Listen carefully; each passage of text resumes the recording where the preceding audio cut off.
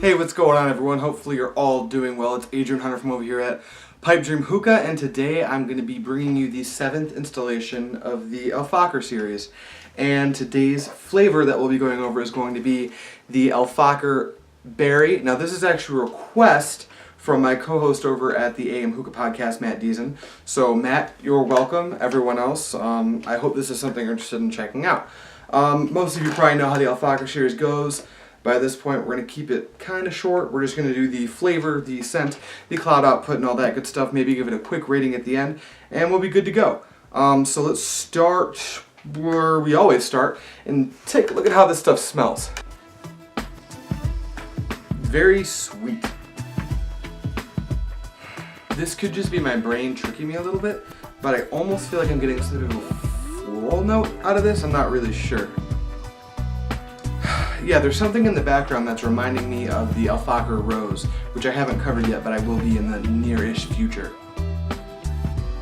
But as far as the scent at the forefront of this flavor, all I'm really getting is kind of a medley of what smells like mostly raspberry with maybe a little tiny bit of blackberry on the background, although that could just be my scent is getting mixed up because there's totally blackberries on the box here. So yeah, I'm getting kind of a sweet berry flavor, maybe some rose in the background. That's probably not their intention, but I have had Fakher Rose and there's a very similar kind of scent going on in the background.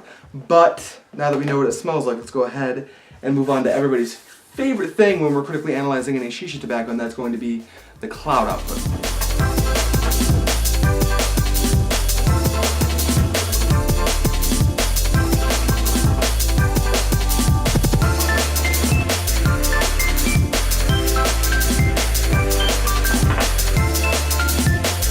So yeah, as you guys can see, this tobacco is going to produce pretty good, large, full-bodied, dense clouds, as you should expect from Fakher. The clouds that you're seeing here might be a little bit misrepresented because I'm using this huge Thunder Pro hose and it's got a giant wide gauge to it, so it tends to produce slightly thicker clouds than a lot of other hoses will. Also, I've got it packed into an alien bowl with 3 titanium flats on top. That might be a little bit more heat than most people like. I kind of felt like having a warmer session.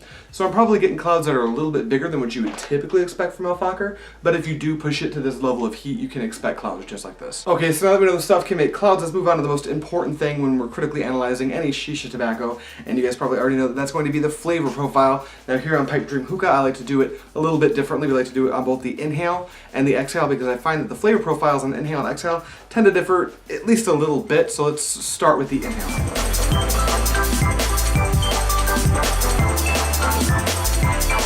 Okay, so as far as that rose flavor I thought I was picking up in the scent, it might be showing up in the flavor profile a tiny little bit way in the background. But again, that could be like a mind trick that my head's playing on me because I just got done smoking some rose a few days ago, so it's fresh in my mind. But as far as the flavor profile on the inhale this stuff goes, it's going to do a pretty good job of representing itself from the scent of the tobacco into the actual flavor of the tobacco. What I'm really getting is this sweet kind of a berry flavor, and it is going to come across as kind of candied, not super artificial, but it's definitely not going to be like a natural raspberry or natural blackberry flavor. And as far as the blackberry versus raspberry, this is going to mostly be a raspberry flavor. The blackberries there, I can definitely taste it. It's pretty far in the background though. I think the raspberries are most of the flavor that I'm picking up out of this flavor on the inhale anyway. Let's go ahead and move on to the exhale.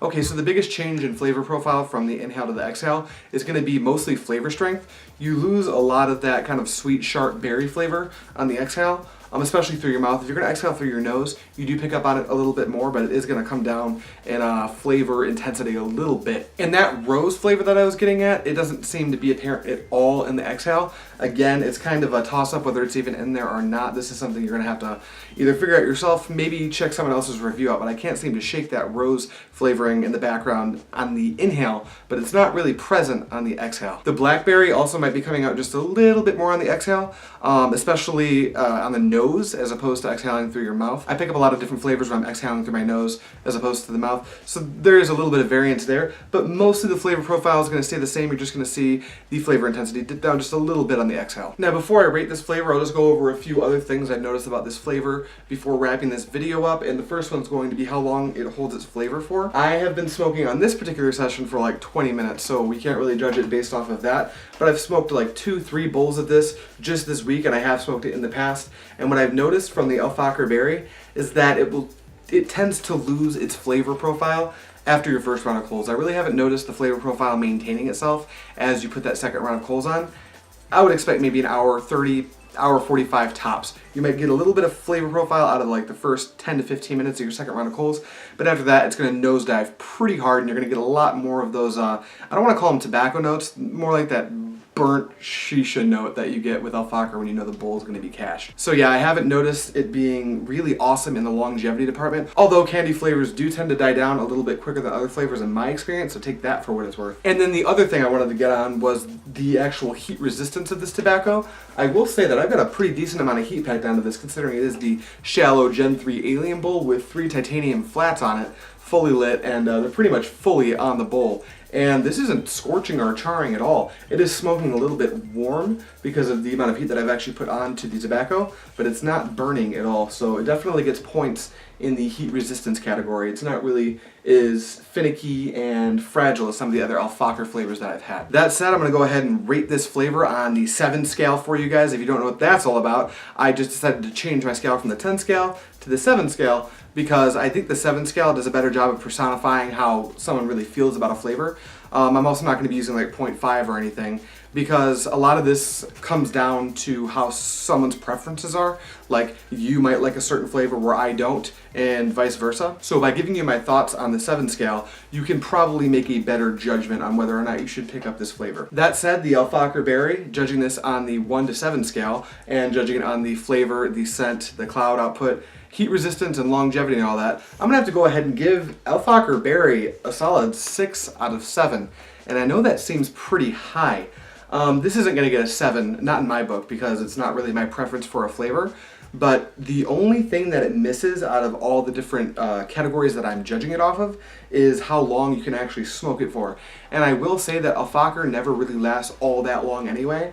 I think if you put this up against some of the Fakher flavors that can last a bit longer, like Fakher Citrus Mint or Fakher Double Apple, they really only last like 25 to 30 minutes longer before they really start to lose their flavor. So I can't really dock a whole lot of points from this flavor for that. And in terms of scent, flavor, and cloud output, it's just outstanding. And it really doesn't burn. I haven't noticed this flavor burning at all, and I've put a good amount of heat on it. So it's a pretty solid flavor. I would definitely say that if you're in the market for kind of a sweet candy berry flavor, it almost comes across kind of like the Blue Raspberry Jolly Ranchers, if anyone's ever had those.